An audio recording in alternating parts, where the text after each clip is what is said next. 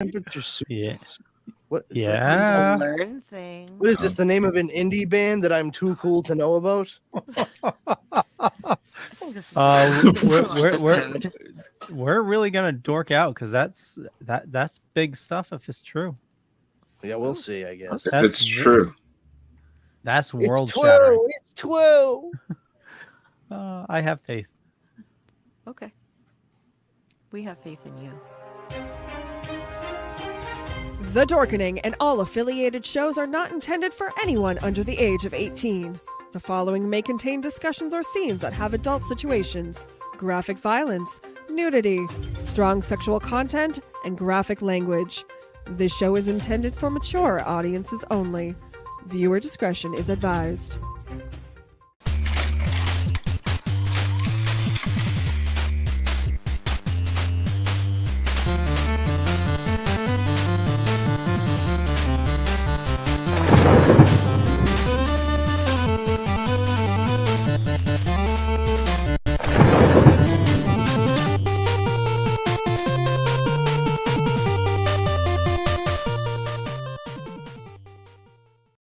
Everyone thinks because you're a zombie, you don't know good coffee. Well, they're wrong. There's only one brew that gets my seal of approval. Deadly Grounds coffee is my guilty pleasure. The aroma is so intoxicating. It brings all of my neighbors out of the woodwork. Deadly Grounds coffee. Coffee to die for and zombie approved. It's good to get a little deadly. Use the front door! Oh, they're so disgusting. Hey, happy Wednesday, everybody. You are watching Midweek Geeks. My name's Leo. I'm Monkey behind the keyboard here. We have a fun show scheduled for you as always. And without further ado, Powerful Brandon. Fun Monkey behind the keyboard here. We have a fun show. Oh. Caller, we're going to need you to turn down your radio. Just turn down your radio, caller. No, just turn down your radio. And then we can talk. No, we're getting a lot of feedback over here. Just turn it down.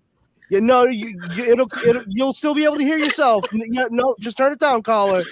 But I'm on the radio. Okay, no, that's great. Okay, no, can you hear? Okay, great, we can hear you. Sorry, you are not caller number 10. Next caller.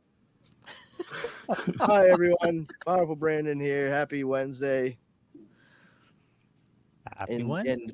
And all that jazz. No, that jazz. Gary. Hey everybody, happy Wednesday. Hinata hanging out with me tonight. Yeah, super excited. If you see me talking weird, I had some dental work done, so I have a bit of I have some skin graft done here, so forgive any lisping. Okay, well that's my big excitement. Hey everybody, it's Wednesday. I'm here. There we go. Oh, good stuff. Yeah. What an ambivalent crew we have this Sunday. I know. Hey, welcome to the Wednesday show. Or not. I'm not your fucking boss. Yeah. Why'd I even show up? I'm not even supposed to be here last week. You're not supposed to be here next week. We're gonna be getting ready for well, actually, no. We'll still probably be doing a show. We're leaving for. It's fucking Wednesday, Virginia. Isn't the show on the weekend? No. We're driving down to Virginia next Thursday.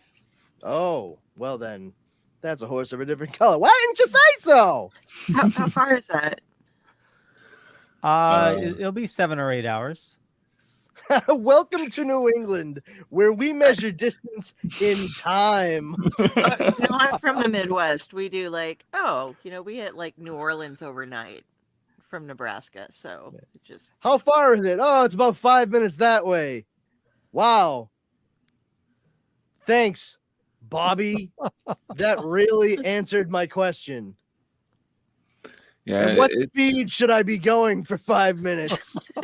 It's some walks away. It's just over the hill or two. Yeah. Yeah. Hop, skip, and a jump. That should always come in. It's like 45 minutes down that way. What? That sounds like the beginning of a horror movie. Are you fucking nuts? There's only two types of movies that start that way. horror movies and porn. All right. And either way, I have a feeling I'm getting fucked. So no, thank you.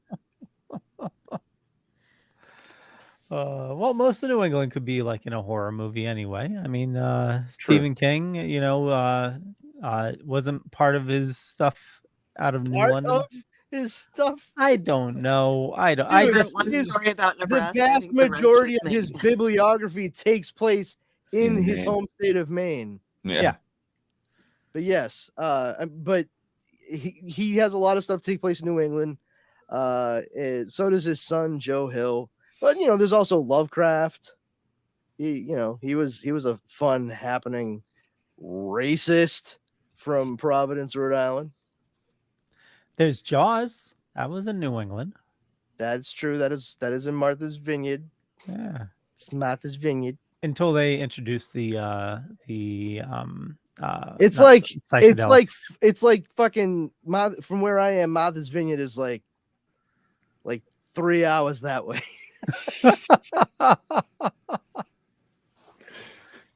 Sounds about right. Yeah. I You know how long it's gonna take to drive to Martha's Vineyard? I'm guessing a long fucking time, because you're supposed to take a boat, stupid. Speaking of Jaws, I saw Meg 2. Oh, did you? Oh my god. I watched the first one, so I was slightly tempted to watch the second one, although I amazingly put the first one out of my complete memory, except for the little kid in it seeing. Wow, the that shark screams volumes to the quality of the movie that you Oh. watched. It was not that good. Oh well, then I stand by my statement. I have to say the first one was much better than the second one. And Wow. that's Wow, in a rare move, the first movie is much better than the sequel when it comes to a schlock horror film. the Well, Meg. the first one, Color me tickled pink. Did they like genetically enhance the shark or anything? no. They found a baby megalodon and decided to raise it. Of course. Yeah. Like you do. Yeah, like you do. and they go down to the bottom of I think the Marianas Trench. They go past like the thermal layer, and there's all these weird creatures down there, like a gigantic octopus, and then more Megs. And they say, that's the biggest Meg anybody's ever seen. Nobody's seen a fucking Meg except for the first movie. Like, Well, hold on. You can't. I mean, you literally can't sit there and go, nobody's even seen a Meg except for everybody in the first movie that saw a Meg. yeah. And they're all dead. I mean, I'm willing to go with you for this ride, Leo. Don't get me wrong. It's actually quite refreshing to hear you be like, this is just not good. Like, that's as vehement as you get about it. Sir, the quality of this film was not quite up to snuff, and I was vaguely disappointed with the outcome. Whoa, Leo, calm down, buddy. It's okay to not like things. This guy's going off the rails. There's a scene with Jason Statham. He's riding a jet ski. I would and imagine since he's the star, there's a lot of them with Jason Statham. Oh yeah. Well, yeah. I'm sorry. He's riding a jet ski and he's going to battle the 3 Megs that made it up to the surface. So On a jet ski? On a jet ski, he rigged some Fast and Furious Part 13. He rigged some poles, sharpened the ends, and stuck an explosive at the end of it. So his goal was to go after the Megs and jab it and blow up. He was able to kill one. So the purpose of this movie was just to string together like shark and explosion and water thingies. Oh, and giant octopus. And, just big bad sea creatures and lots of like crazy boom, big splash page action comic book stuff. So really, the producers were trying to make porn for Michael Bay, because I'm fairly certain that's pretty the much, only, the only way he can sustain an erection now is if there's at least 3 explosions involved in whatever the situation is. Well, and it's removing the fear of getting eaten by a shark. Like in Jaws, and replacing it with wild indifference to the entirety of the movie. That's a bold move. Okay, It doesn't seem like it paid off. Hear me out. So, like a shark attack, you figure you're getting eaten alive by a shark. It's gonna chew you up, and it's gonna be excruciatingly painful. Whereas Okay. the Meg, there's a scene. It's going past swimmers. It just opens its mouth, and you have all the swimmers like like a whale, just like getting gobbled up like a whale. It's Okay, so you just described Pinocchio to me. exactly, yeah. Except it's a bunch of people in inner tubes Yeah. Okay. and Well, razor sharp teeth. Are you? Hold on. Wait. Like you were like leaning towards indifferent of this movie, and why are you jumping to like staunch defense of it all of a sudden? I don't understand you. No, I'm it's so confused by you, Leo. It's goofy fun. It is, yeah. It So is. did you like it or not? I'm I'm on the- confused at this point. I'm confused too. Is it too much of the I feel like movie? if you don't know, that's kind of your answer, right?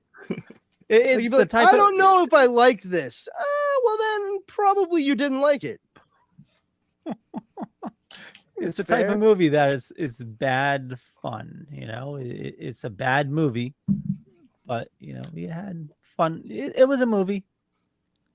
Yes, Jump the shark. That Jason was a Statham movie. starring in one of the movies of all time. Yeah. So yeah, that's and I started back with Warrior. I binged a bunch of that and made it to the last season. And It's so good. Holy shit, is that a good show? I've only done the first season of that, but it was definitely really, really well put together. Yeah, it's well worth it. Any of you watch Warrior? Not yet. I have it on my list on Max because you bring it up. It's like fucking cyclical, like every 2 goddamn months. Like, oh, the show Warrior. It's it's based off of Bruce Lee's original pitch for Kung Fu that they stole from him. Yes, Leo, we fucking know because you say it every time. And also, I have seen Dragon the Bruce Lee story as well. Well, I start watching it. I get 4 or 5 episodes into the first season, and I'm really enjoying it. And then time goes away, and I can't watch anymore. So I devoted time at night. Leo, are you losing chunks of time? Hold on a second, buddy. Yes. Are you? Yeah. Are you like, I would like to watch Warrior, and then next thing you know, it's 7 hours later. Your clothes are like covered in dirt. You get grime all over your hands. You're holding a garden spade, and you're like, "What have I been doing?" And then you're just like, "Well, fiddle dee dee, brush your teeth, wash your hands and face, go to bed." Yeah, pretty much. Yeah. And you're just like, "Oh shoot, Warrior, that got away from me. I'll try again tomorrow." Yeah. I was just Hi, rereading Jenny some of Elliott. the- Hi, Jenny. Well, you know how we all have limited time, so it's it's the type of show. Oh, what a profound statement. We all have limited time. This is true. Yeah. This is the human condition. It is. I agree on a very, very deep and philosophical level. How we're Insofar all as the context connected, of this all conversation, one hand. I would say no shit. But otherwise, yeah, spot on. Yeah. So I've been trading sleep for Warrior. I've been staying to up to 2, 3 o'clock in the morning, just binging it. Yeah. How many other people do you know that watch the show, Leo? Nobody. Join a subreddit, bro. Jesus Christ. You got to talk to somebody about this show. And clearly it can't be us because I'll get you to watch it. all I know about it is that it's based on the original pitch that Bruce Lee had for Kung Fu before they stole it from him. I That just is started it. Good Omens too. Yeah. I'm way behind in everything. I'm on Good Omens 1 again. I wanted to rewatch it so I had everything fresh in my head for part 2. Hey, Nice. I'm telling you, once you finish watching Good Omens 2, if you get the chance and you check it out on Pluther, I believe. I asked our good friend Fearless Leoder here. Staged starring Michael Sheen and David Tennant. Mhm. It's hilarious. Oh It yeah, all- I know. I started Is that the watching that COVID thing? actually. Yeah. Oh my god, it's this. I mean, it's just them in front of Zoom essentially, and it's gloriously hilarious. Yeah, Very well they have edited. really good, like, they're very Chemistry? charismatic with each other. Yeah, chemistry. Thank you. What That's else what I have they do. done together? Get the words. Good Omens. They met Oh, and worked together for the first time on Good Omens. oh really? And over COVID lockdown, they decided they got together with this stage director, Simon Evans, and they developed the idea for Stage, which is a sitcom where they play themselves. And it's supposed to be that they were going to be a play that was going to be on the West End of London. But because of lockdowns, there was no play. But the director comes up with the idea that they could continue to rehearse over Zoom. So that way, once lockdowns are ended, they'll be kind of quick on their feet and up and running before anybody else really has time to get their bearings. And it's an absolute shit show. Like they play like such conflated, like buffoonish versions of themselves. It's honestly, it's a gem, man. And it was on for three years. They did, for BBC especially, they did it consecutively, like bing bang boom. And it has the two of them, David Tennant's wife, who was actress Georgia Tennant, and Michael Sheen's partner, Anna Lunsberg, and Simon Evans, the director, is in it, as well as his sister Lucy Eaton, and a whole bunch of other British actors and actresses that you've probably seen in a billion things pop through, as well as a few famous American actors. But it's fucking great. Honest to God, like one of the funniest things I've ever heard in my entire life, and this is not spoiling anything. It's Michael Sheen screaming with abandon, Syrian McKellen will save us all. I almost pissed my pants. You gotta watch the show. I'll check it out. Any of you watching Ahsoka? Yes. Yeah, I'm watching Ahsoka. All right. I'm on the fence about it. Like, Yeah. I'm not loving it. I'm just knowing that the whole season is all built up around seeing Ezra and Thrawn. I'm just like, Well, you know what they say: here today, Thrawn tomorrow. Well, also, who's under that mask of that other Jedi? Ezra. Or not Jedi. We what's think his Ezra. name? Jedi's or Ezra's turned evil. Yeah, and I say that as a completely disinterested, uninformed party. I don't fucking care about any of the stuff that happened in any of the cartoons. I watched 2 videos that totaled about 47 to 48 minutes altogether. That was all about everything you need to know before you watch Ahsoka. And I was like, those are the videos for this guy, because I am not watching like 140 fucking hours of animated shows to be caught up enough to watch Rosario Dawson play the live action version of this character. No, and a thank you. So what I gathered was Ezra at some point in one of these fucking bastard ass series somehow stumbled upon the world between worlds, which allowed him to like go through different portals in certain moments in time. If it sounds stupid, that's because it is. And then he disappears with the space whales, who, studying them through use of science and the Force, has likely been what's enabled us and them to travel through hyperspace. And Ezra like kind of connects with them, and he fucking disappears, like, and that's it. Ezra's gone.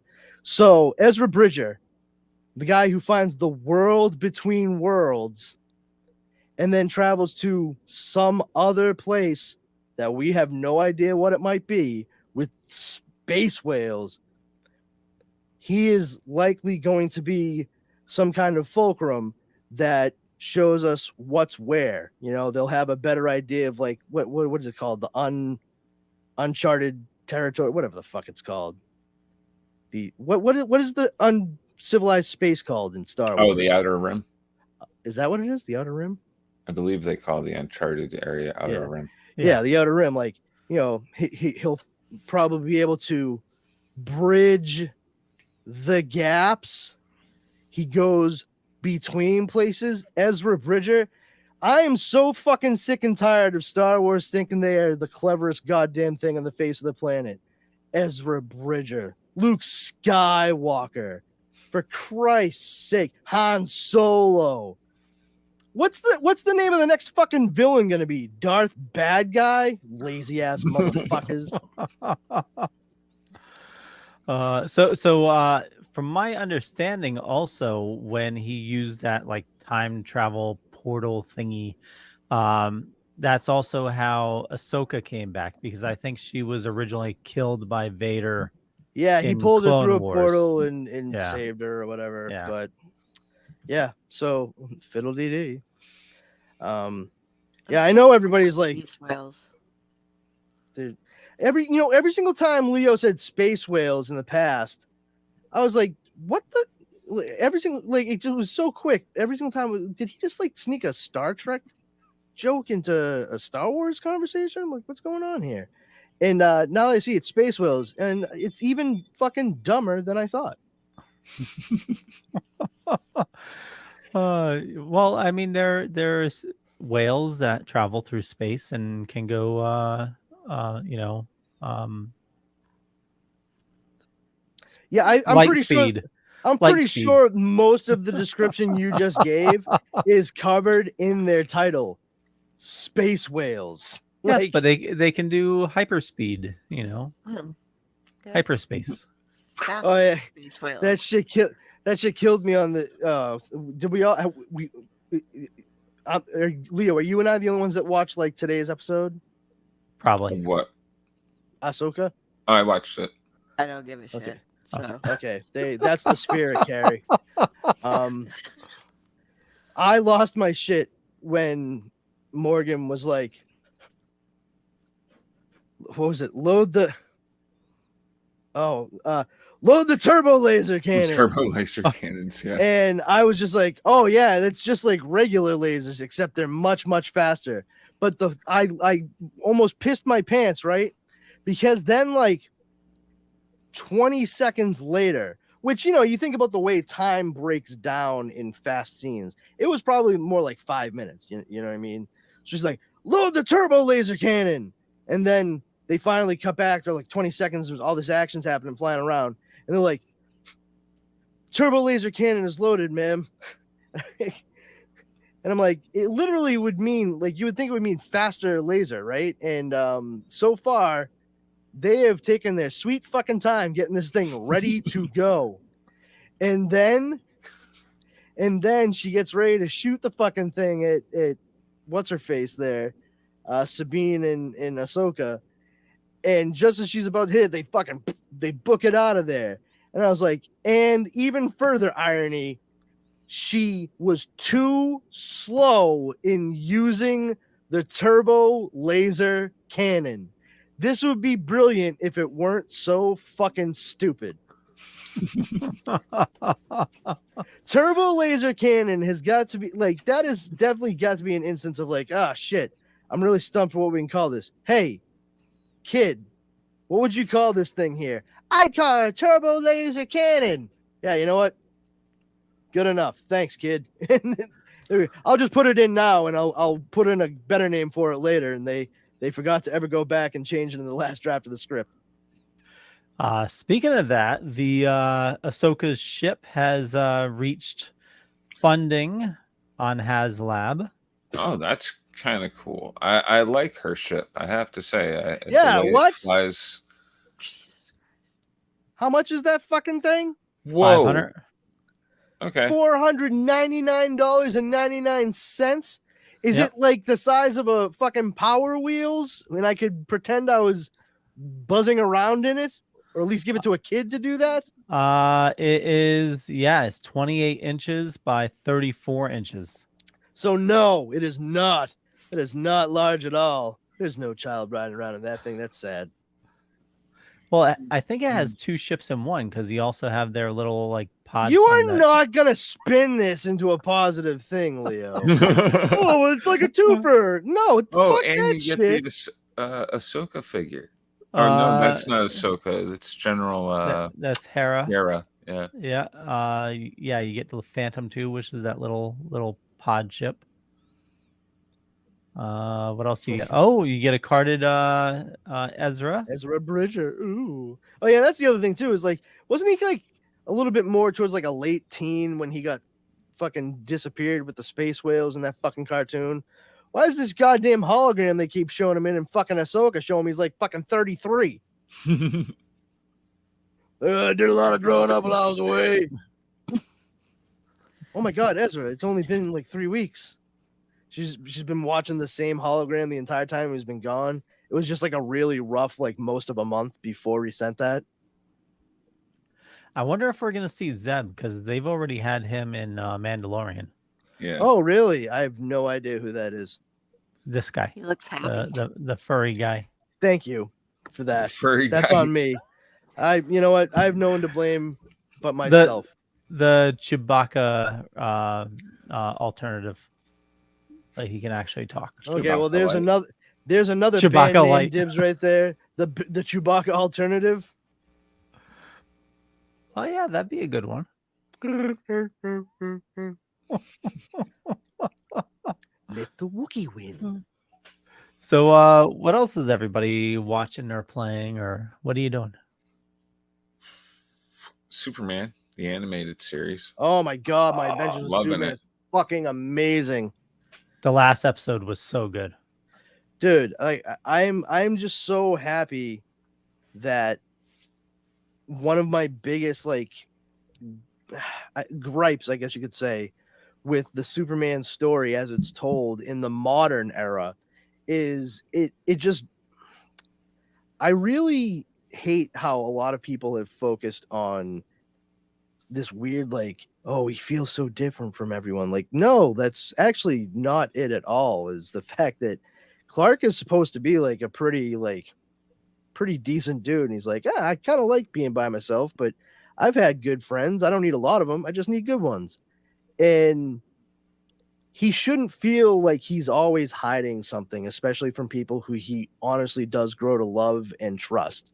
So the fact that they have made Lois and Jimmy part of his whole adventure in becoming Superman, even at this point, is a breath of fresh air. Yeah. It's the only other time that I've seen it come close to being done like that was, and I'm loath to say, in the show Smallville. I like the fact that in that Lois Lane knew his secret before he actually decided to become Superman, and she was instrumental in the decision he made to do it. I really like that, and it also shows less of a condescending attitude towards Lois, especially. It's one thing that always just kind of went up my butt sideways was the fact that Lois Lane is this incredibly talented Pulitzer Prize winning investigative journalist, and she seriously looks at Superman as a news story, as a news item, like the way a dog looks at a fire truck going by. She is ready to fucking chase after it and try to get it to stop no matter what. She wants the scoop. And for all the tunnel vision on that, I just have the hardest time believing that she would look at Clark Kent and never fucking put 2 and 2 together on that. Christopher Reeve's performance be damned. In this day and age with social media and photos being taken constantly, in all areas of life, work and play, I just, it doesn't gel. And so to have this current modern day retelling in My Adventures with Superman and show that Clark truly is friends with Lois and Jimmy before anything else happens at all, and how that progresses throughout the episodes we've gotten so far is like, it's fucking awesome. And I gotta say, I actually really like the redesign of the S emblem for the show. It works perfectly. It definitely looks like Superman's S, but at the same time, it does have like a cool alien look to it. I buy that more than like the swirly shit that we see. The normal Yeah. big And bubble I'm just letter. yeah, I'm just saying, like, generally speaking, like, you know, not including the movie stuff, like Brando wearing the S, and that's why they changed it into being like a family crest. But like the S looks good and it's definitely evolved over time. But this is the one that I've seen in usage in like a broad form of media where I'm like, yeah, that actually does look like it could be an alien symbol that we just see as an S because it's the closest we can like get to it with our own language.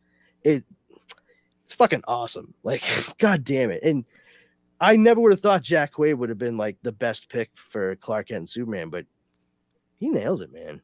He really He does. I absolutely love that. You know, we have the good-hearted Superman back. You know, it's especially like when he first developed his super hearing. Like that's what you think Superman would do. He'd be up for like days on straight, Exactly. just saving everybody he could because he could. You know. Yeah, and that's actually one thing that I really like about the whole thing starting off is the fact that when you really look at the face of it, when he first puts on the suit and starts doing his thing, like he knows how to fly a bit, and he's really strong, and it's really hard to hurt him, and he's pretty quick. That's all he has going on for him when he starts off as Superman. He starts to develop more powers as the episodes go on, such as the heat ray vision, the X-ray vision, the hearing. So it's been very, very refreshing to kind of see them go through, like, essentially saying he starts off sort of like the 1938 Superman. You know, the main difference is he can fly Instead of just jumping instead over. of just jumping eighth of a mile. Yeah. But as he goes on, we're at a point now where he kind of has like Superman the animated series levels of power, which is still pretty good. It allows him to like get into some knockdown dragouts and still be able to take a few lumps, so you feel like there's some kind of a, you know, risk that he's taking, you know. But anyway, that one scene when he protects Lois from the bullets, and she goes, "I didn't know you were bulletproof," and he said something like, "I didn't either." I just knew you weren't." Yeah, such a good show. That's so I sweet. didn't know for sure if I was, but I definitely knew you weren't. Yeah. I didn't know how many guys it was going to take for them to kick my ass, but I knew how many they were going to use. What about you, Kari? What do you got going on? I've been doing a lot of reading lately, so I'm catching up on some old comic books, and then I get interested in stuff like we had Art Balthazar on Splash Page last night, so I read like everything, pretty, you know, not everything of his, but I did. I read everything. Everything. I read all the things. But they've got a bunch of horror stuff coming out, so I'm going back and trying to remember, like, okay, what exactly was this? Because I get lost when I've gone through so much stuff on exactly like which part of Immortal Hulk, for example, was something taking place in, and which part of this, because they have the new Incredible Hulk is out, you know, and it's reached issue 2, and it's like, and that's a callback to this, but it doesn't say what episode anymore. So they do that with you remember what I'm talking about, the little like A little blurb, yeah. Oh, yeah. Yeah. Wait yeah, until you yeah. start reading Powers.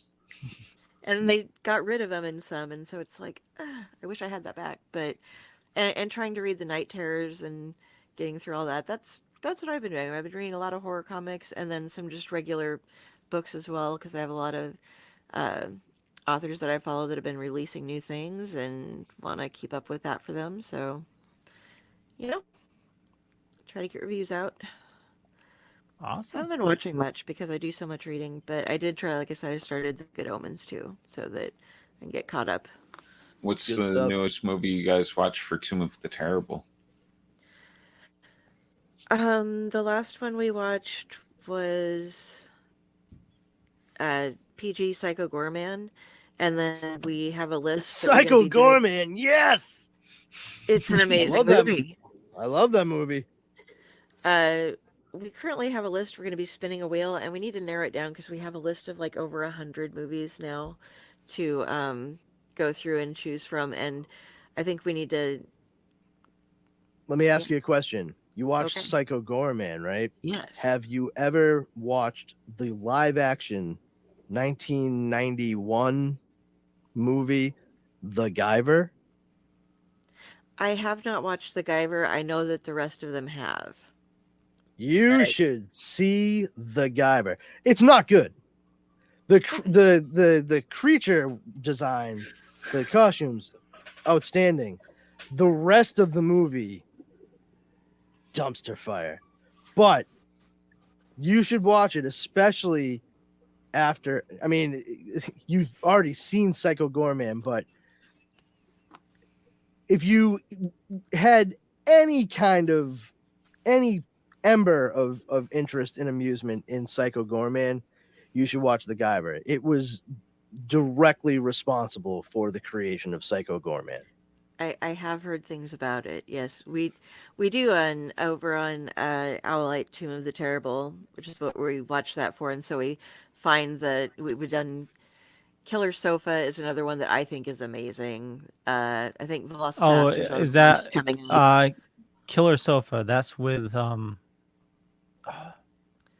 couldn't hold tell on. you. I think we covered that.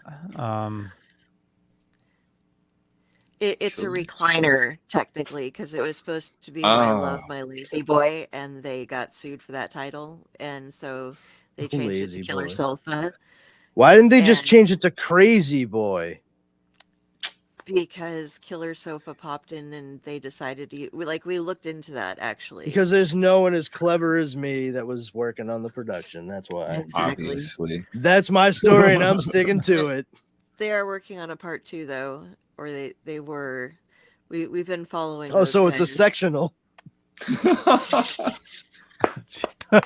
Bravo, sir. Have you seen Yeah. Tire? Oh, Slazy Boy. All right, yeah, you win this round. Crazy boy.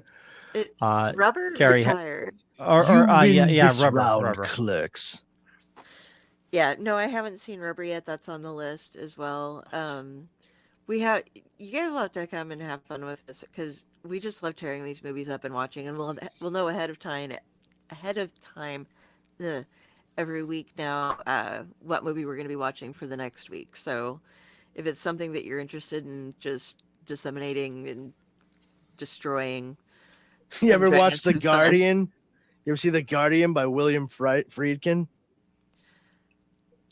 No, No. No, deeply terrible. deeply terrible. It's just an awful movie. Fucking 10 out of 10 stars, says nobody ever. what is the one that has it's the Gippers? It has the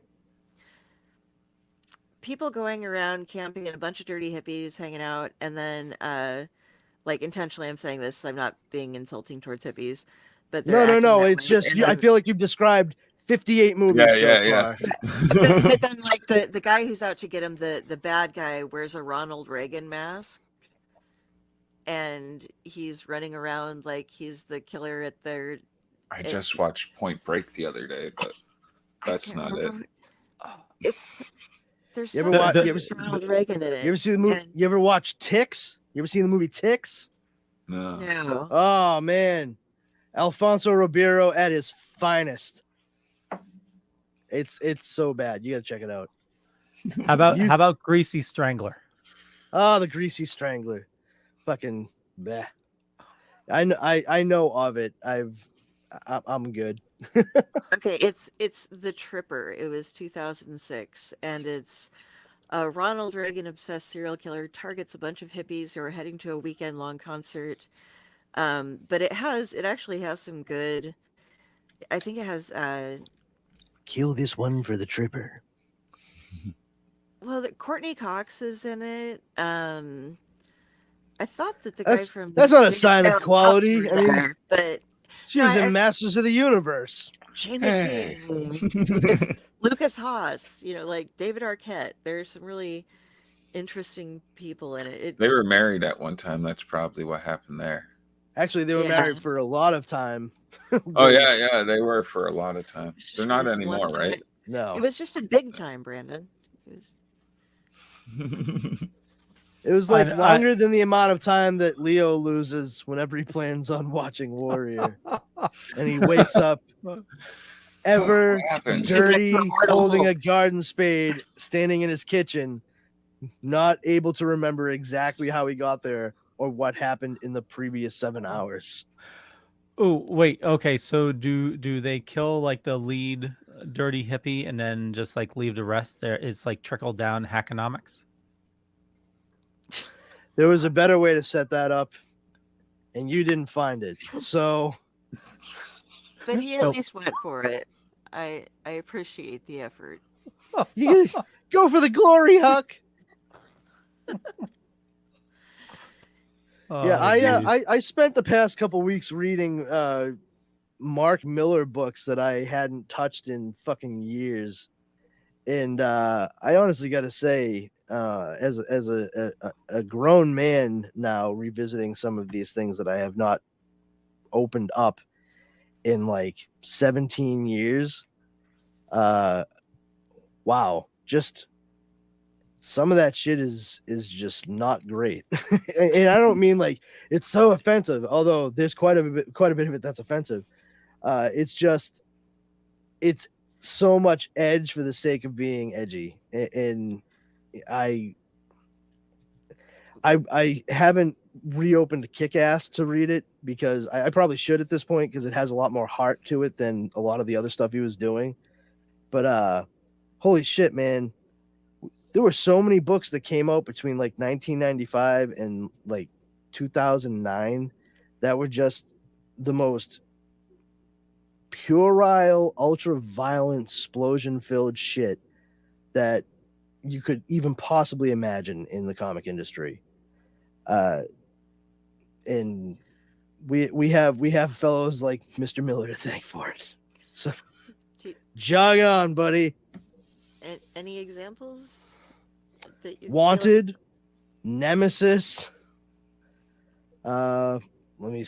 Those are the ones straight off the bat that I just covered on Comics Paradox.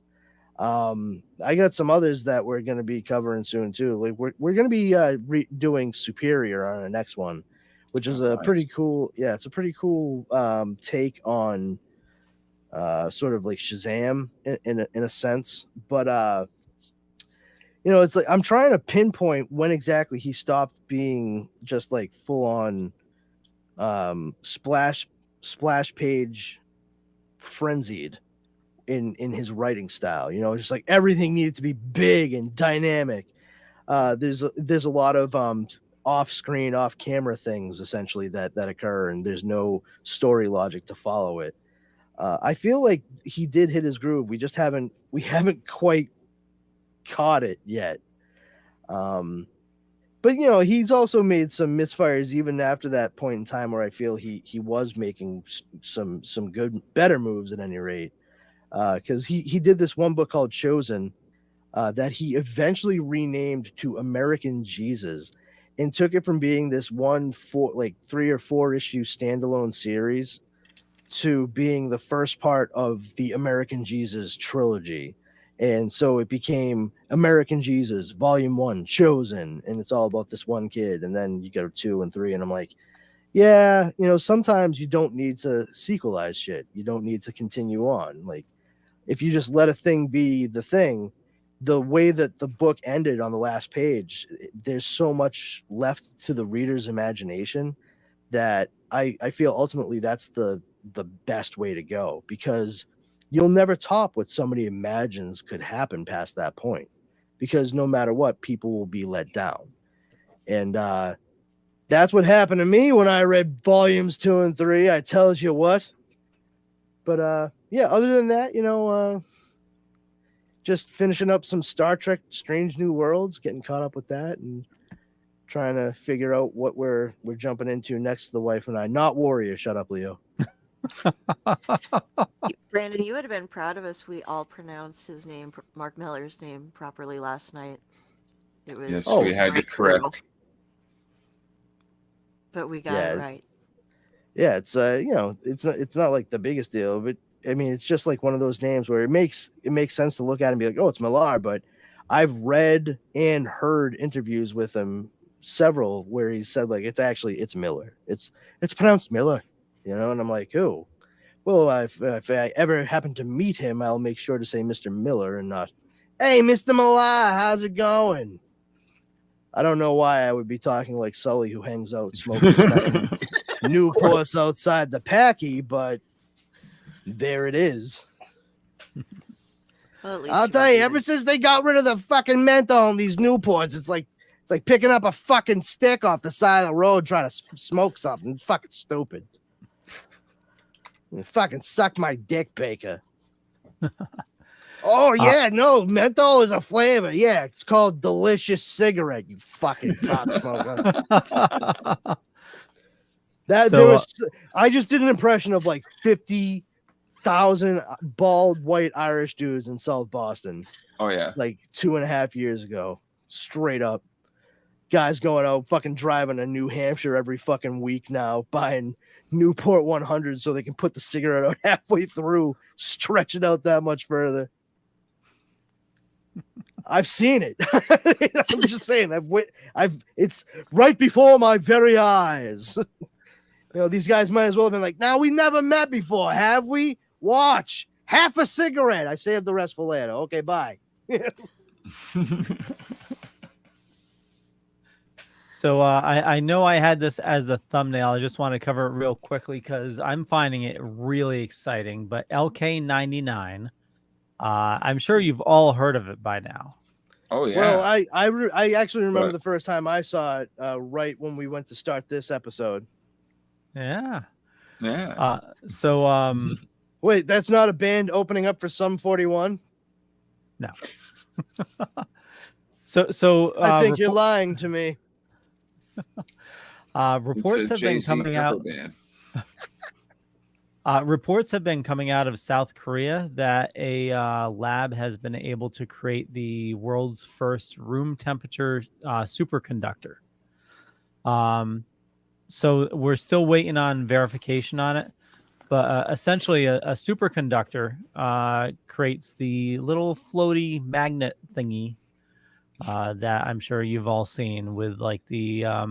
normally, it can only be done on what, Leo? The little floaty magnet thing on what? So essentially, a superconductor, one of the properties that it gives is, say, if you have a magnet, you put it on a magnet and it creates its own magnetic field and actually hovers over the magnet.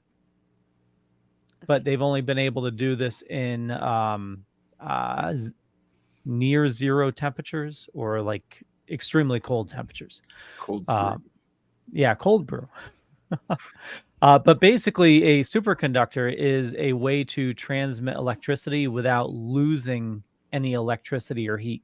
The problem we have with like wires now, when we say you're putting so much electricity through it, you're losing electricity down the line as heat and energy expels from the wires, where a superconductor doesn't lose anything.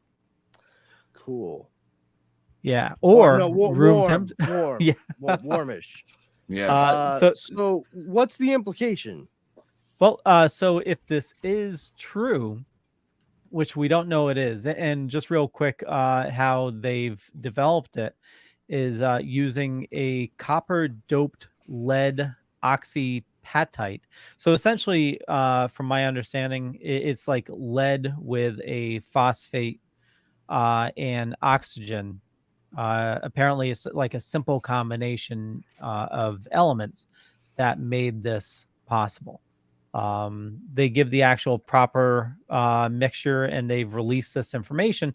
That's why other labs have been trying to replicate it, and we're getting reports that some labs have been able to replicate it. Tony Stark made one of these in a cave in Afghanistan. Sorry. So some of the things that we may see is maglev trains. So superconducting magnets could be used in trains to make them levitate above the tracks. More efficient power grids, so transmitting electricity with no loss. Powerful MRI scanners, so more powerful than what we currently have. Compact particle accelerators. Finally. They could be used for energy storage systems. More advanced electronics, fusion reactors, quantum computers. So it's if true, I mean, life may change. God, if you thought the fucking wait time and price of a PlayStation 5 was rough, kids. Woo! I just want a food replicator already. Like, we were watching Ahsoka earlier, and they showed like walking in with like a cup or whatever, drinking out of it. Yeah. And so it just shows the expanse of the room, and I go, computer, tea, Earl Grey, hot. And Dara looked at me and she was like, huh. Like, you just watched, how many seasons of Star Trek did you just fucking watch with me in a row? And she was like, oh, Star Trek. I'm like, what the fuck is going on right now? Yeah, she just completely was like, oh yeah, Star Wars, that's it. I'm compartmentalizing everything to lead over. I was like, wow. I still got a kick out of it. So like, don't worry, I'm just gonna go walk out on the ship. Now let me put on my high intensity laser lights so they can see exactly where I am. Like, this may have not been the most well thought out plan, but it certainly was the dumbest plan. Before we move on, I just want to show this real quick. So this is a quick video from one of the laboratories that was able to replicate the material. And they're trying to show you have this little piece that's levitating a bit off the magnet. If you say so. Yeah, it's a bit grainy. Only slightly. Yeah. I think a couple of the pixels there are larger than the thing we're supposed to be looking at. Yeah. That's it. Wow. It's like. So what you're saying is I could finally get fucking anti-gravity boots. That's what we're saying here, right? Quite possibly, yeah. You never know. Hoverboards are coming. Oh yeah. Oh my God, that's going to be so great. Also, I can't wait for the announcement next month when all of a sudden everyone just agrees ubiquitously and unanimously that this stuff causes super cancer. Yep. It's too bad we can't use any of it. It would kill all of us within 3 months. Yep. Or even Them's worse, the breaks. or even worse, a lot of the scientists like accidentally fall out of windows. Accidentally. Yeah. Well, yeah, but jokes on the people that accidentally push them out, because if they have that superconducting metal and a magnet, they're just gonna float right before they hit the ground. Yeah. As long as the ground is metal, that's. Yeah. Or if there's snow on it, because snow is soft. That's what saved Batman in his plummet from space. Oh, Jeremy, you were saying about the replicators for food. I saw advertisements for something. It was well over a year ago. It might have been 2 years ago or so, where it was like a beverage container that you could hook up to your computer, and you and somebody else had like the master one, and they could put something in it, and whatever flavor they had, they could send out a signal, and you filled yours with water, and it somehow did something so that you could share the taste of what you were drinking with somebody else. Witchcraft, I swear. You'd have water, but it would taste like whatever the person was. I mean, it didn't have. You've seen television, but now try Tasty Vision. So I have no idea what that was about, but I did see it more than once mentioned, and then it just kind of went away. So it must not have been very good at what it did, but it was something that or it was too needed good, after and people and a invested lot in of it. people had defenestration syndrome.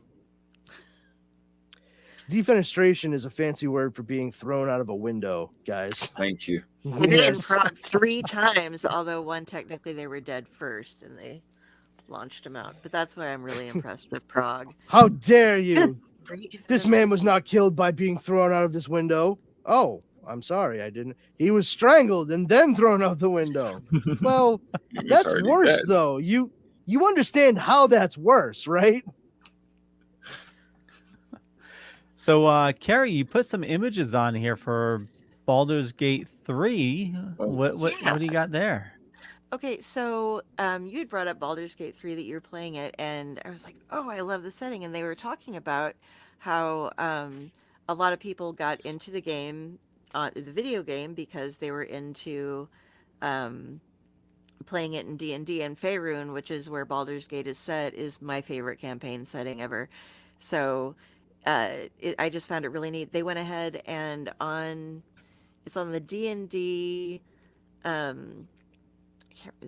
If you go into the D&D net game, you can now download for that game site the dice and the different character sheets for all of the NPC or for all of the main characters that you can start off with. So you can do Gale, Lizelle, Will, and Karlak, as well as Shadowheart and Astarion, and it has them all filled out, so you can put them into one of the games that you're playing. And then if you want to use them as your own character, you can. If you want to have your characters come up against them, if you're running a game and you just want some pre-made NPCs that have a lot of backstory, so you don't have to worry about it, you can go ahead and do that. So it's kind of just the neat lazy little part appeals to extras. me. It's free content. It's just kind of neat. So it's like those people who were attracted to the game because of the campaign setting, like I am, can go ahead and be like, oh, I can play that one right there if I feel like it, or That's pretty I cool. can have him be running the town or something. So So that's kinda- it's utilizing the pre-made characters in Baldur's Gate 3, utilizing them in the tabletop game.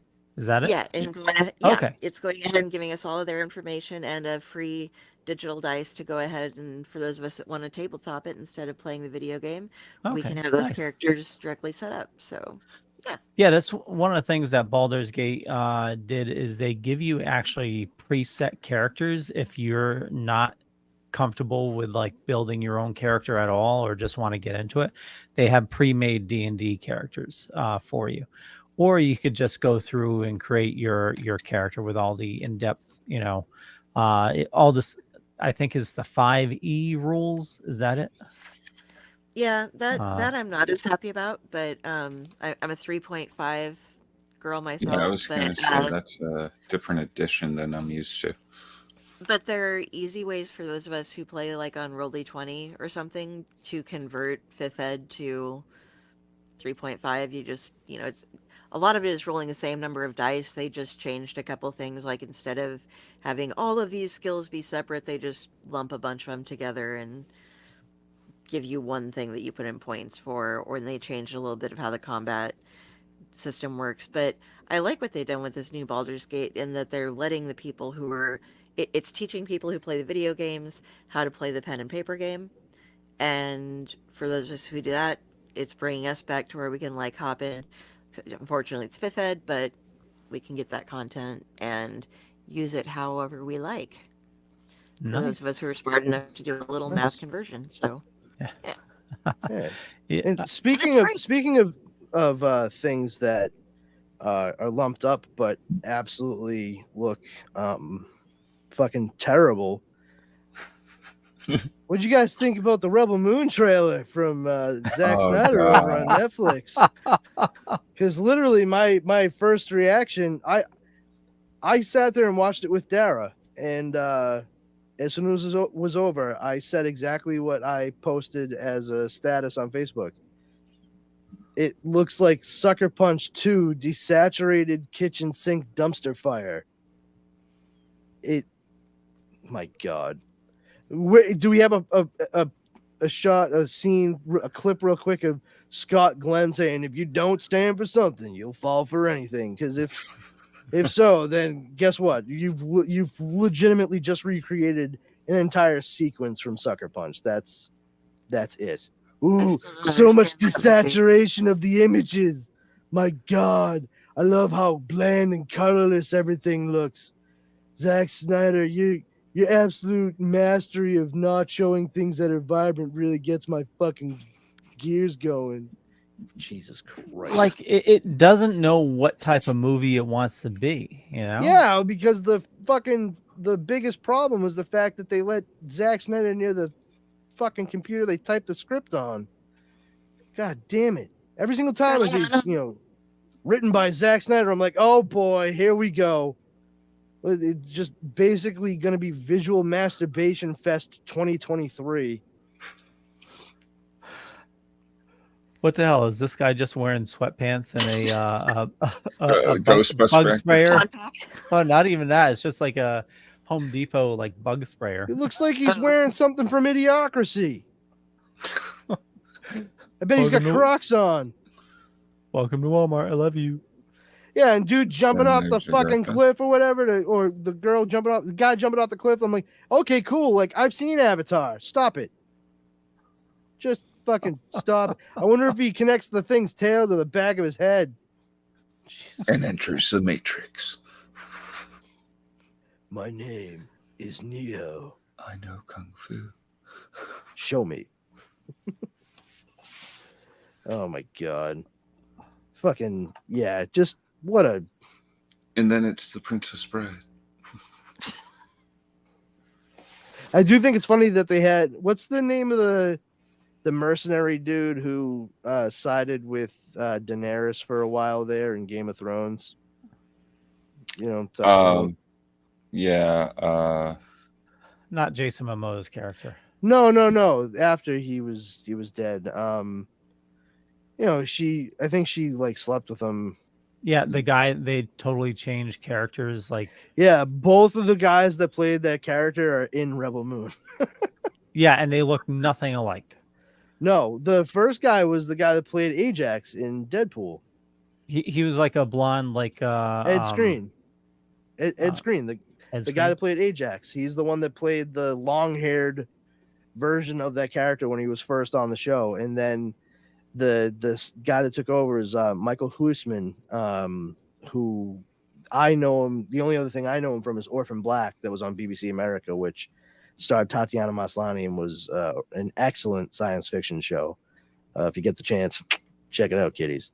I think they're actually making a follow-up, like a spin-off show coming up. I can't remember who it stars though. But yeah, check it out. Like I said, Orphan Black. You won't regret it. If you like Buffy the Vampire Slayer and like kind of high concept sci-fi and a little bit of a mystery setting, like always trying to figure out, like, solve this, you're in for a fucking wild ride, man. Knock your socks off. Tom Dog talked. I still want to try the freshly printed pizza. Never heard of that.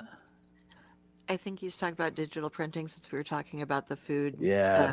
replicators. Oh, Sounds like something they have in Japan. yeah, like a 3D printer, but for pizzas. Yeah. It's a very specific kind of printer. Ah, Yeah, it is what it is. yeah. I'd try it. I wouldn't expect anything of it. I mean, that's my guess. I don't think Tom Dog's into eating resin, so I feel like I'd dig into it and be like, yeah, it's okay, I guess. I mean, it's still not, Pizzeria Regina on the north end of Boston. So, don't go right home to mom. Not just yet, anyway. So, Kari, what's with these Superman sneakers? Oh, that was something Richard posted up, and I thought they were real. I'm not much of the shoe person, but I thought they looked like really, really snazzy sneakers. And it's currently the design was set up by someone, but it hasn't actually been put into. They are not making them. it says cue in the Hans Zimmer theme because we're going to dive into this epic concept design by Brandon Krieg. Am I pronouncing that correct? Fortress of Solitude's Krige, Krieg? Yeah, I'd say Krieg. Okay. Yeah, Krieg. Absolutely. So he has designed these, but they have not yet been launched. But hopefully we can get our hands on these someday. I don't know about you. You're That's the shoe guy. I think they're just kind of that's essentially fan art. That's basically what it's just like somebody, grabbing a photo of Nathan Fillion and saying like, "Oh, this is what I think he's going to look like as Guy Gardner," and people keep posting shit like that as news items. I'm like, this is a big fat nothing burger of a news item. Thank you for that. I came here wanting a fucking double cheeseburger, and you gave me a diet Dr. Pepper. Get fucked. But that being said, Fila did come out with Superman themed sneakers just like a year or 2 years ago. And I have them, and they're fantastic. I love Air Jordans too. I just personally, for myself, I don't do high tops because I'm Irish, so I have stumpy little leprechaun legs. So if I wear high tops, it doesn't look right. It honestly looks like I should be dancing around a fucking cauldron with gold coins in it, staying, always after me Lucky Charms and all that shit. So, oh no, leave the coins, take the balloons and rainbows and the stars and horseshoes. You can have as many of those as you'd like. But yeah, if they're lows, I don't even really do mids, but if they're low tops like lows, then yeah, I'll jump all over that like white on rice. I like that design. The only thing I don't dig on is the kryptonite swoosh. If you're gonna make the rest of the shoe blue, yellow, and red to indicate the costume and emblem of the character, then that swoosh should have been, at this point, I'd say yellow. Yeah, I can see that. Yeah. The only way I'd say you'd make it red is if you had yellow shoelaces on it, if that was the standard. But that's otherwise, I dig it. I don't think it's necessary. If for some reason Nike says, "Oh yeah, we'd love to do this," but they usually do that with more big established names for styles and what have you, especially for like limited editions, because it really drives the traffic to make sure that they sell. The worst thing is making like 2,500 only of a particular style, and then you still have 1,800 left. Like, oh, no one bought it. Hey, do our shoes suck? No, just those ones. Oh, message received. Thanks. But yeah, The color on them, what you were saying though, with the shoelaces, they're apparently purposefully mismatched black and blue. Can I see that photo again? Oh yeah, I was paying attention to the one more to the forefront. Yeah, I hate that. Oh yeah. I don't get what that's referencing, but Why would one lace be black? Oh, is one Bizarro? I think it's honestly just to show like the two different color laces that the pair might come with. That's all. It's fairly common to see stuff like that, but I wouldn't count on that getting made. I would really honestly like rethink that swoosh. That's the thing that kills it. Is just that green out of nowhere. If you're gonna focus on the character, like it's not part of Superman's image, the kryptonite. It's what we know is his weakness. So like, why would he have that around him and with him? It doesn't make sense. Now, if you're doing a Lex Luthor themed sneaker, 100% green and purple, make that swoosh a fucking crystal green. No ifs, ands, or buts about it. But that's just me. I've dabbled. I'm not a big shoe person. I just saw that it had been posted and went, ooh, that's kind of neat looking. I'm not, like I said, I don't do shoes, so I was like, but I'm a short shoe person. I'm not that big. I'm a little shoe person. I'm like 2 pairs of shoes. I have my sandals and my sneakers. 2. Yeah. Eesh. I have a lot of pairs of shoes and sneakers, even nearby. Jesus. How many I nearby? know. How many? I mean, I just counted 3, not including the pair I'm wearing, and that was just a quick look. I know that there's like probably 2 more pairs over here, easy. Plus, I know I have a pair of slide-on Dr. Scholl's over by the door there. Then I have my knock-around Doc Martens over by the back door. I have a whole shitload of them that I keep in the next room, lined up neatly. Depends on the outfit I'm wearing, kids. You are Catholic dapper. school does a fucking number on you, okay? The shoes have to match the socks and the pants and the shirt and the sweat. Oh, God. If I'm not wearing the right socks, Sister Mary Catherine's going to smack my knuckles with the ruler again. I just know it. Lower Decks comes back soon. Yes, September 7th.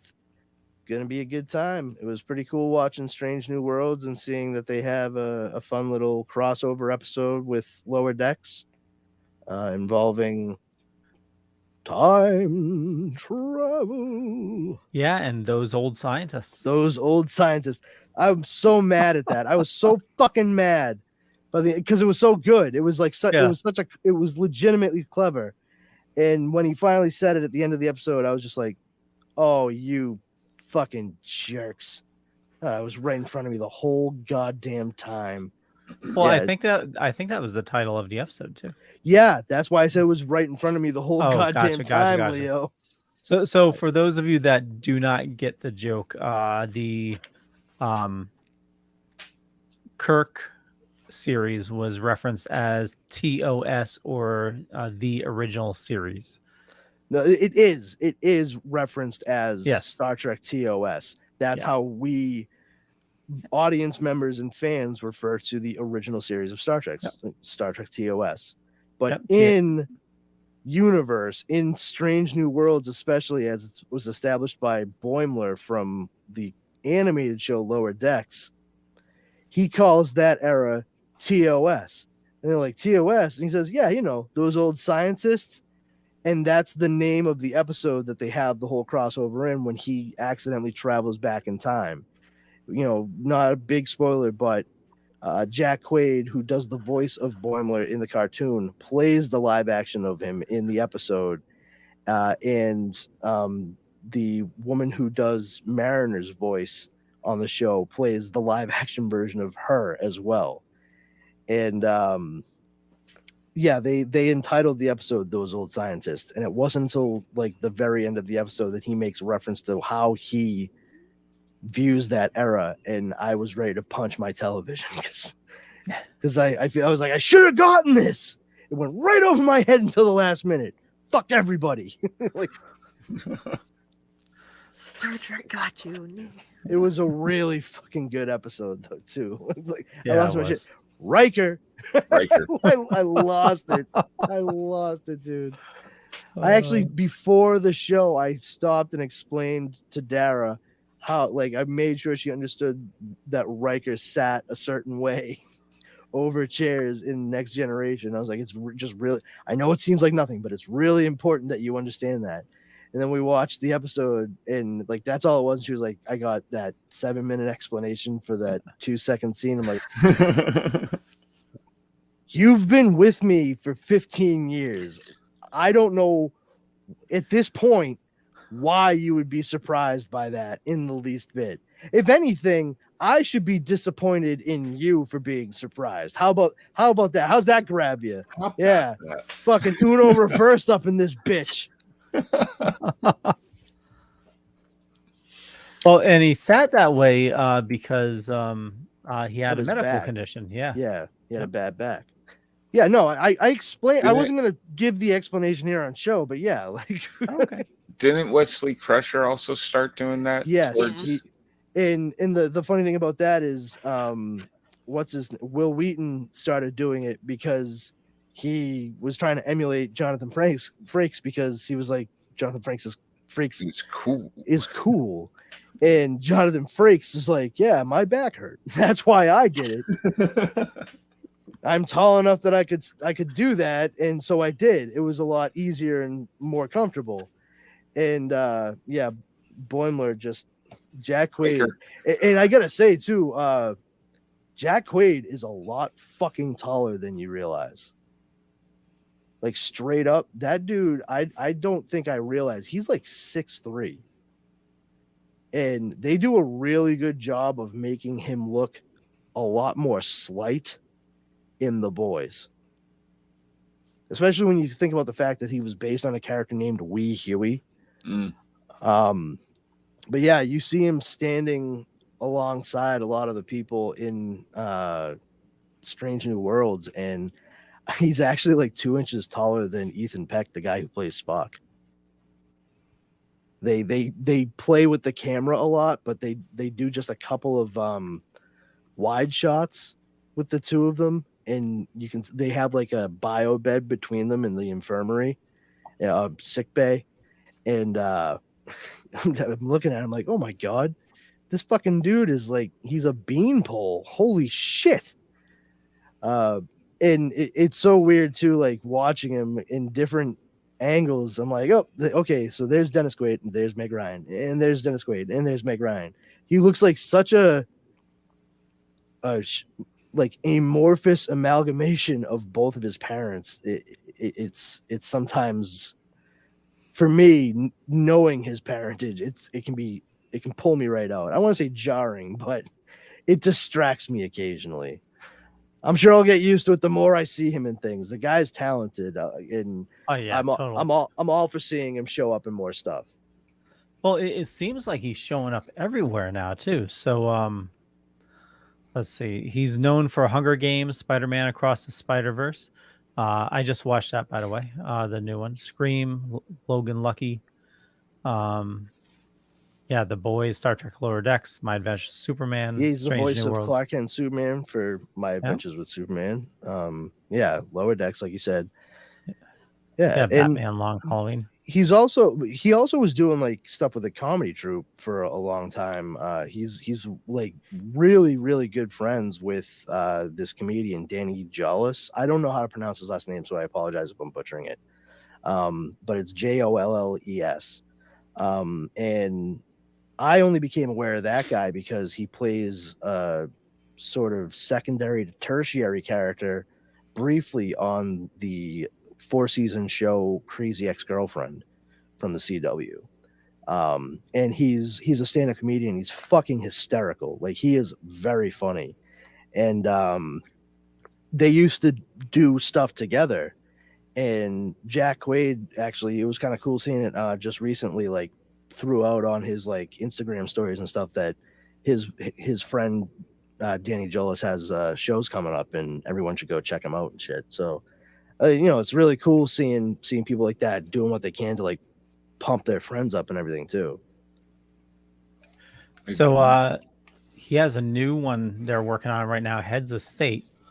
Not too much information on it, but it looks like a lot of big actors. John Cena, Idris Elba, Carla Gugino, Can't see me. Priyanka Jones, Stephen Root, Patty Considine. Holy crap. Richard Coyle. Wow. Yeah, there's a lot of good people in this, huh? Yeah, and for the description, it's just keep under wraps. Well, it'll be a while before we see anything done with that, considering there's a strike going on. So yeah, that's true.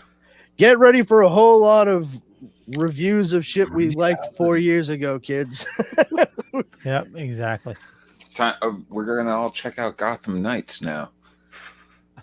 You shut your lying fucking mouth. It will never get that bad, Jeremy. You fucking don't you put that evil on me, Rem Dog. I will fucking murder you. It's gonna be horrible. We're all gonna start watching Gotham and then Gotham Knights. And Pennyworth. Oh, Pennyworth! I forgot about that one. Yeah, that will not happen. Not in my house anyway. And I will not be badgered into watching any of these things either. So you get that out of your head right fucking now, Leo. Leo, I can see it in a year from now. Leo's going to be like, so I just finished season 2 of Gotham Knights, and I got to tell you guys, it's the best. I mean, isn't there only one season? Because it was already dropped like a hot potato. I have no idea. That's how much I didn't touch that one. Yeah. Raz says British and reality shows will explode for a while. Unfortunately, reality shows, British shows, yeah, totally, that would be awesome. I hope we get. There's supposed to be a Peaky Blinders movie coming out at some point. You know, we started watching that. We couldn't get into it. No. Oh, Well, we've sorry only for watched you. the first episode, so. I love that show. Like when it first came out, I was a big like telling everybody to watch it, kind of like you were with the ranch there. It's just Skinwalker really Ranch. No. Oh, No. Shut up. Shut up. It's not Oak Island. Shut up. Shut up. Everybody shut up. Okay. So Atari. So my dog.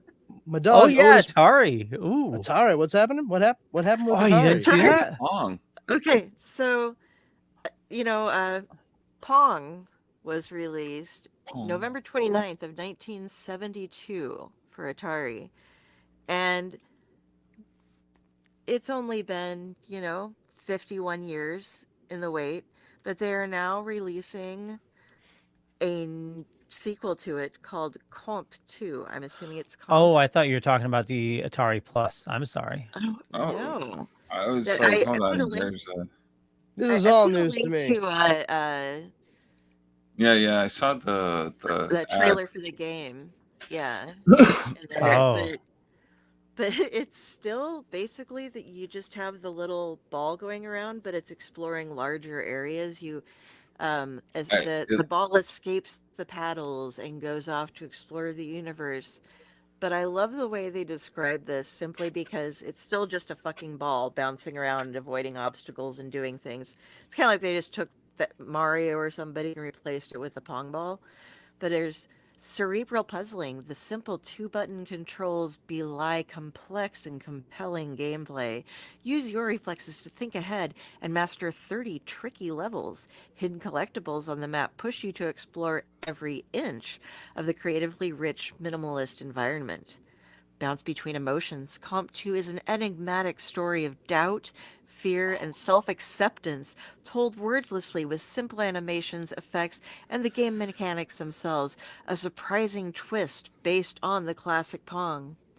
Surprises galore. If the game's premise doesn't raise an eyebrow, just wait until you dive into the challenges, which get increasingly difficult as you master new aspects of gameplay. And don't worry, death is not the end in this arcade-inspired world. Quick respawn makes sure you're back in the action in seconds. And finally, we have bountiful bosses. 4 bosses block your escape at the end of each world. Use your newfound skills to master their attacks and defenses in order to move on. Much like a real game of Pong, you must be prepared to defend your position. Comp 2 arrives in 2024 on PC via Steam and Epic, Nintendo Switch, PlayStation 4 and 5, Xbox One, and Series XS, Atari, VCS, and iOS and Android mobile platforms. Who knew that the sequel to fucking Pong could be written in such a way? And I mean, it's Pong 2, Pong harder. I'm really impressed with the person who wrote that up because I don't get how all of those things really fit into a ball bouncing around, but man. Well, you should play the game Buddy Simulator 1984. that shit fucked me up for a few days. Leo knows. I kind of tossed and turned for like a day while I was playing it. I was uncomfortable. Well, in similar news, Atari is re-releasing the Atari. So that makes sense. It'd be weird if they were re-releasing the Genesis. I know. So the Atari 2600 Plus is an updated Atari console that's HDMI. It has HDMI output. It will play Atari 2600 and Atari 7800 games, the actual cartridges.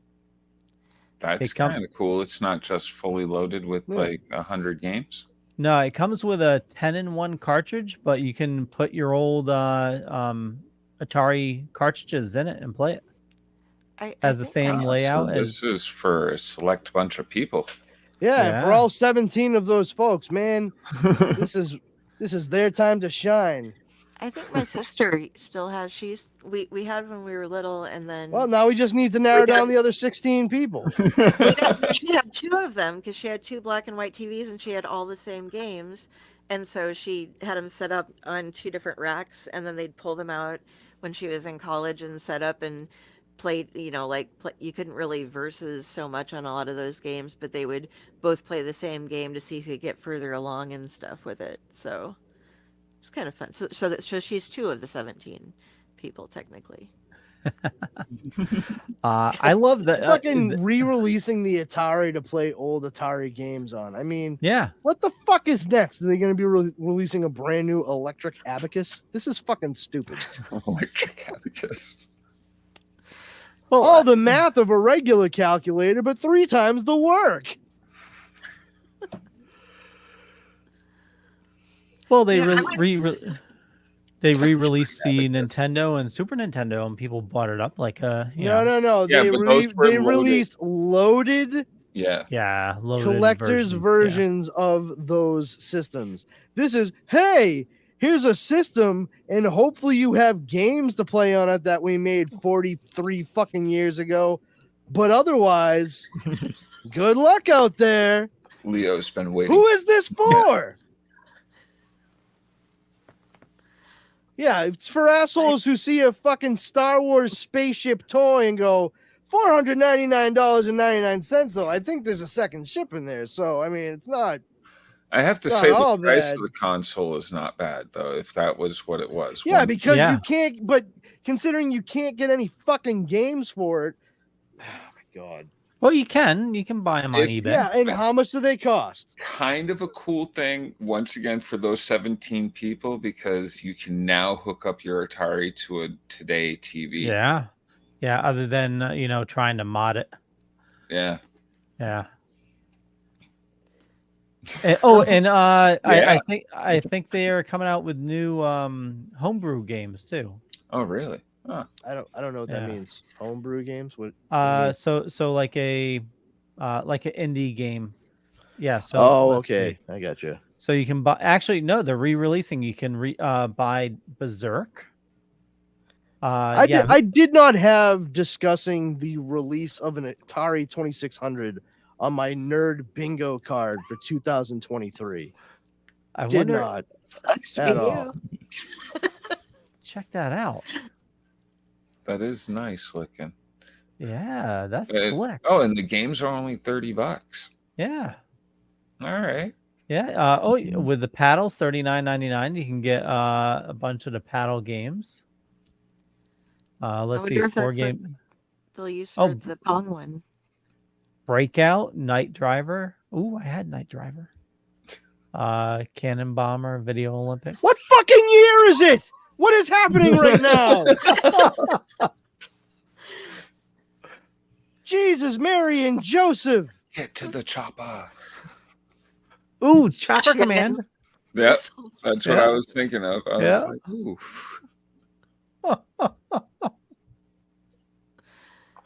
My number 1 game on it was Food Fighter back in the day on the 7800.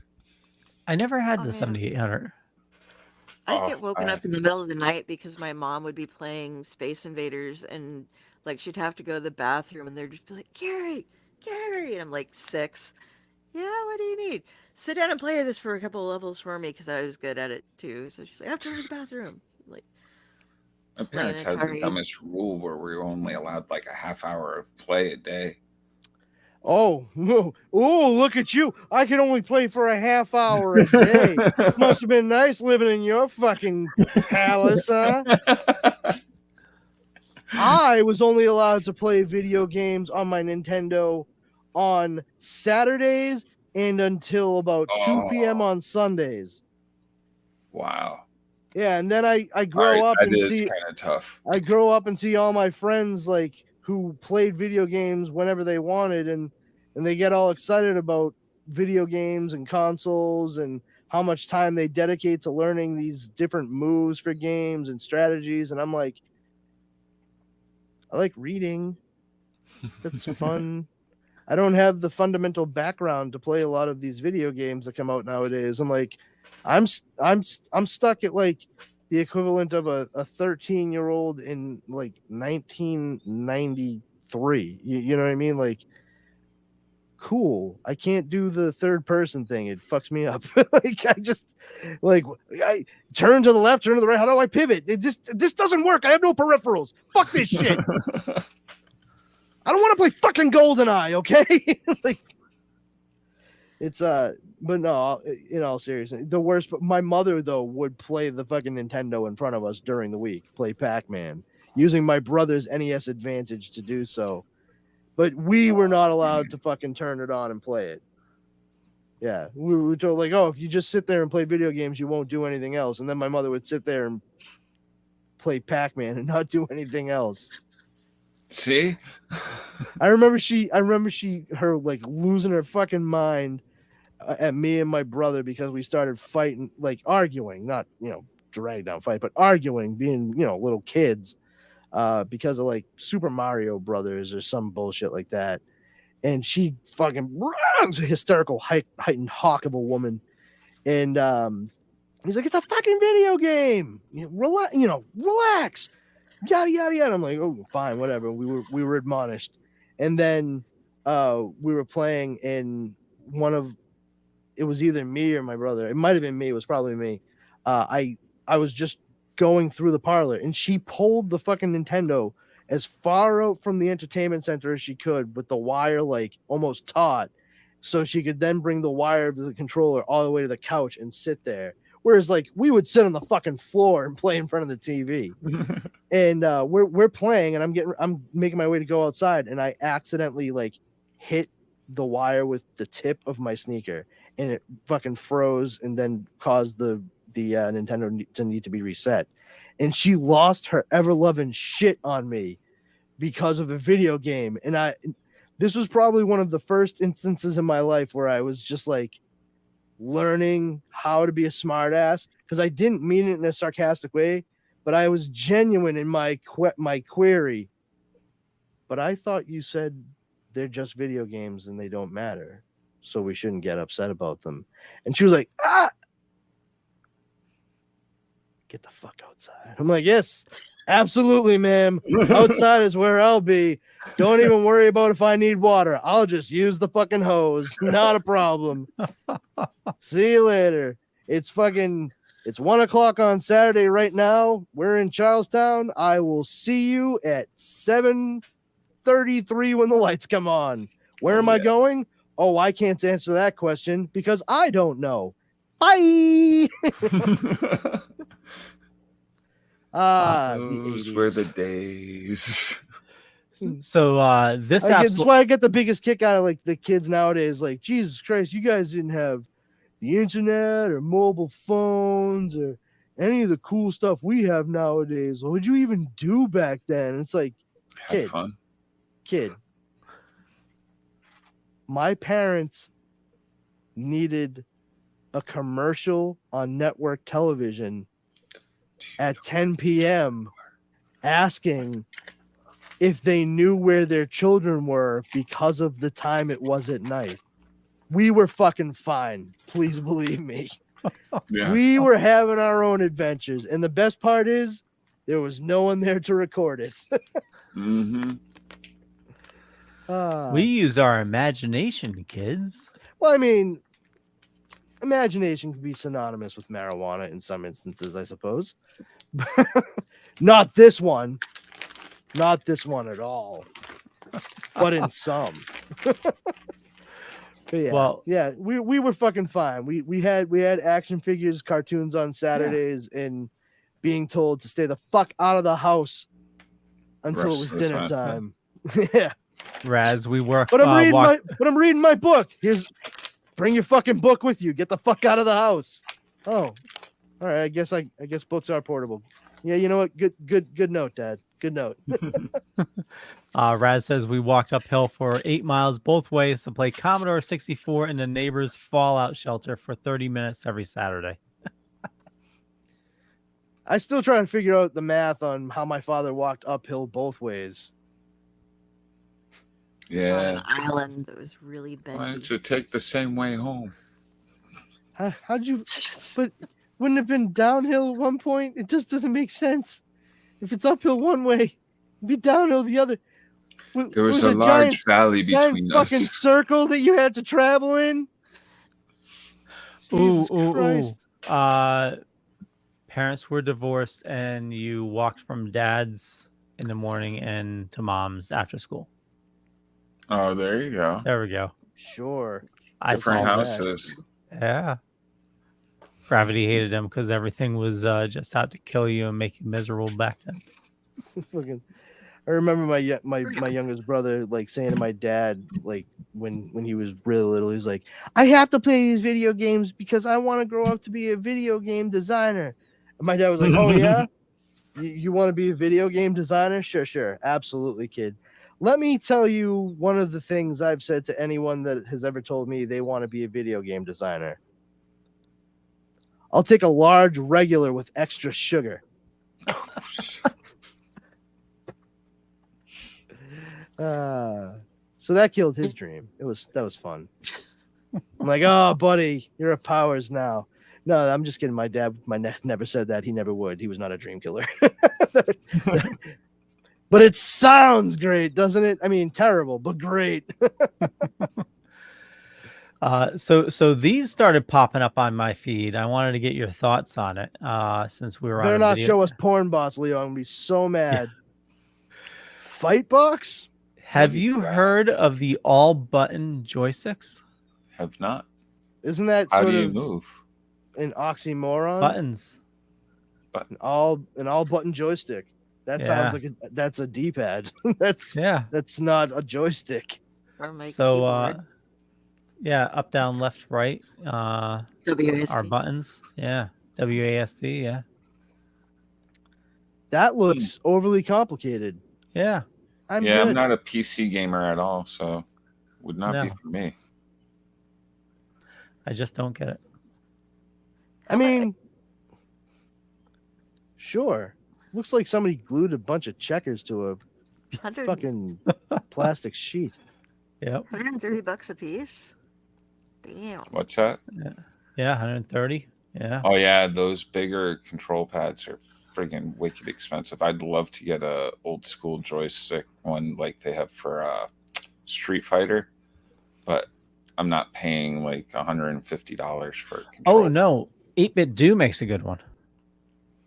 Oh Jesus Christ, Leo, you and your fucking Mr. Blue Sky, please tell us why you had to hide away from. Yeah.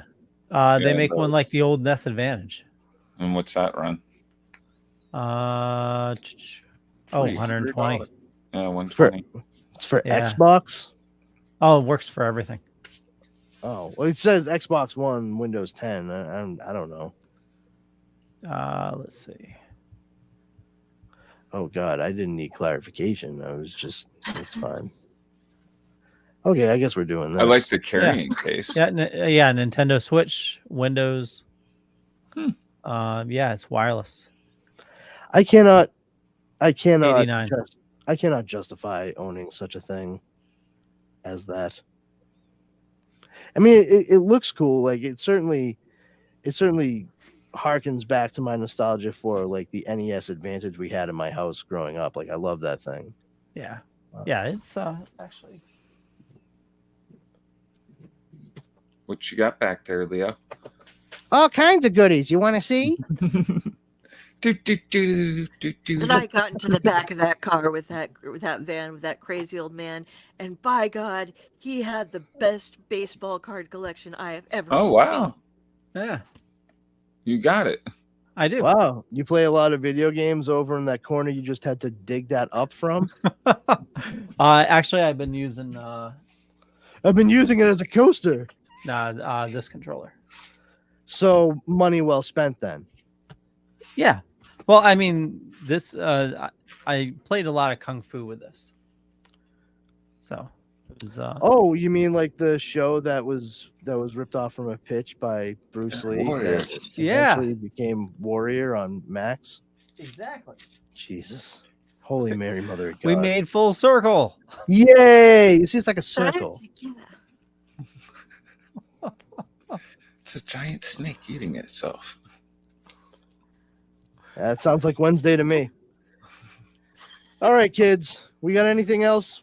We all storied out here? I think we're all storied out, unless you all have anything else. No, I don't think that there's anything that springs immediately to mind for me. There's a whole lot of non-news because on the entertainment like multimedia front because of the writers' strike. So we're not seeing a whole lot in coming through for developments. We touched on Ahsoka.